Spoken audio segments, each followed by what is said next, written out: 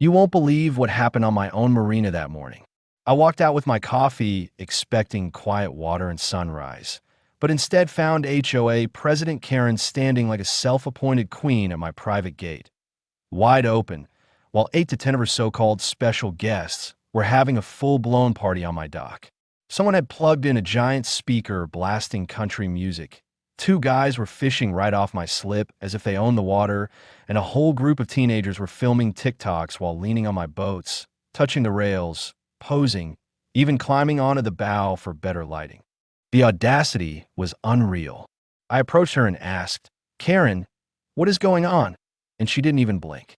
With her arms crossed and sunglasses on, she said, "This is community property. You can't lock the gate." The confidence with which she lied almost made me laugh. I had bought this entire marina 2 years ago with my own savings. The deed, registry, taxes, everything was in my name. The HOA had zero control here. But ever since Karen became president, she had been running around the neighborhood like a power-hungry dictator, policing trash cans, yelling at people's kids, sending fines for parking too confidently. And now she had stepped onto my property like it was her inherited empire. I took a deep breath and told her calmly, "This is private property." She smiled, shook her head, and said she wasn't removing her guests. Then she made the mistake of pointing a finger at my chest and saying, "If you have an issue, take it up with community rules." At that moment, I realized this woman wasn't just entitled, she was dangerous. She truly believed her imaginary authority applied everywhere. And watching her guests leave trash on my dock, scrape my boats, paint with their shoes, toss beer cans into the water, and laugh like they own the place, something inside me snapped. This wasn't going to be resolved by talking. Karen needed to understand boundaries. She needed to understand law. And she definitely needed to understand what happens when someone messes with a man's private marina. So I stepped back, pulled out my phone, and decided it was time to use the one power Karen didn't know I had.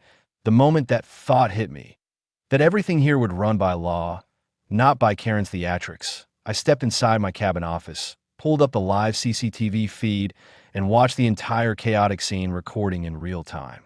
Then, without a word, I walked back out and slowly swung the marina's main gate shut.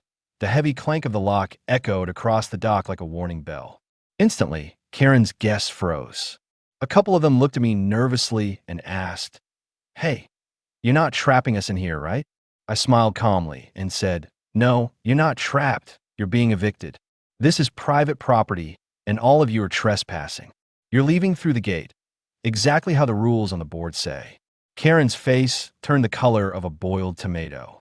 She stomped toward me, waving her hands in the air and screaming, "You can't make us leave. This is community property. We're HOA members." I lifted my phone right in front of her and showed her what she didn't expect to see. The deed, the perimeter map, the state registration, every official document stamped with private marina, owner-operated. Her jaw literally dropped as the truth slapped her harder than I ever could. I leaned in just enough for her to feel the weight of my words and said, "Either all of you walk out right now, or I call the police, and if they show up, every single person here will be fined for trespassing." Suddenly, her brave guests weren't so brave anymore. They grabbed their coolers, fishing gear, speakers, and half-eaten snacks and started shuffling toward the exit. Some were muttering curses under their breath, but not at me, at Karen, for dragging them into her imaginary empire. One woman even said, "Karen, why did you tell us this place was public?" While Karen stood there trembling with rage and embarrassment. One by one, I escorted them out until the dock was empty again. As I pushed the final guest through the gate, Karen spun around, red-faced and shaking, and screamed, "You can't keep this gate locked forever." I calmly twisted the key, heard the lock snap shut, and said, "That's exactly what's about to happen." And before she could fire back another insult, I turned around and walked toward the dock, because I already knew this was just the beginning. Karen wasn't going to let this go, and the stunt she pulled next, that was something I never imagined. The very next week, I upgraded the entire marina like a fortress of order. New signs, strict regulations, surveillance coverage across every dock, and a membership pass system that allowed only approved annual members to enter through the access gate.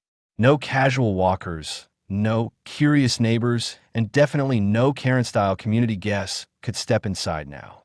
Karen's fury shot through the roof the moment she realized that even HOA members would now have to purchase a yearly pass to use the marina, and that the pass wasn't authorized by HOA rules but by my terms alone. She started showing up almost every day, standing outside the gate like a malfunctioning alarm clock, sometimes threatening to fine me for being against community harmony, sometimes shouting that I was setting a dangerous precedent, and sometimes claiming she would bring the full force of the HOA against me. But then the twist that changed everything hit like lightning. After a brutal storm, the road in front of her house flooded completely, ankle deep, then knee deep, then unusable. The only safe path into the neighborhood was the private walkway that cut through my marina. By afternoon, half the neighborhood gathered at my gate, desperate for access. I opened the gate without hesitation and let every single family pass through, except Karen. She stood there drenched, shaking, pleading, then yelling, then begging again, but I simply told her, "This is private property, not community property. This is the law you've been preaching. Today, it applies to you." And for the first time since she became HOA president, she had no comeback. She had to book a taxi boat just to reach her own street.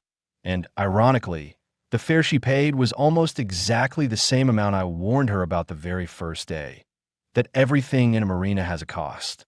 That day, something shattered in her expression, the realization that noise, threats, and the HOA badge couldn't override actual ownership or legal rights. Meanwhile, I went back to operating my marina in complete peace.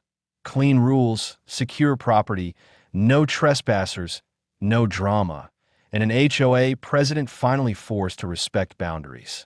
But just when I thought Karen had finally learned her lesson and accepted reality, something unexpected happened. Because a week later, she returned to the marina gate with a different tone, a different plan, and a document in her hand that I wasn't prepared for. Here is the final paragraph, fully original, powerful, and giving your story a complete, satisfying ending. A week later, Karen showed up at my gate, not shouting, not demanding, not waving HOA threats. Instead, she quietly held out a folded document. For a moment, I braced myself, expecting another bizarre complaint or some desperate legal bluff. But when I opened it, I was stunned. It was a formal letter of apology. Karen, the same woman who used to bark orders at the whole neighborhood, had written a full-page acknowledgement admitting she had exceeded her authority, misled the community, trespassed on private property, and created unnecessary conflict. I looked up and saw something in her eyes I had never seen before. Humility. She said softly, "I didn't understand how much pressure I put on people, including you. I want to step down as HOA president." For the first time since the chaos began, she wasn't pretending to be in charge. She was just a neighbor trying to fix what she had broken. I accepted her apology, not because I needed it, but because it closed a chapter that had gone on far too long. Over the next few days, the neighborhood elected a new, reasonable HOA board. The marina rules stayed firmly in place, and for the first time in months, the whole community felt peaceful again. Karen kept her distance, never misused the HOA name again, and even started respecting the very boundaries she once ignored. As for me, I finally enjoyed my marina the way it was meant to be enjoyed. Quiet mornings, calm water, and no more drama pretending to be community property. The gate stayed locked, the rules stayed clear, and the era of HOA Karen ended exactly where it should have, outside the dock, with the truth finally winning.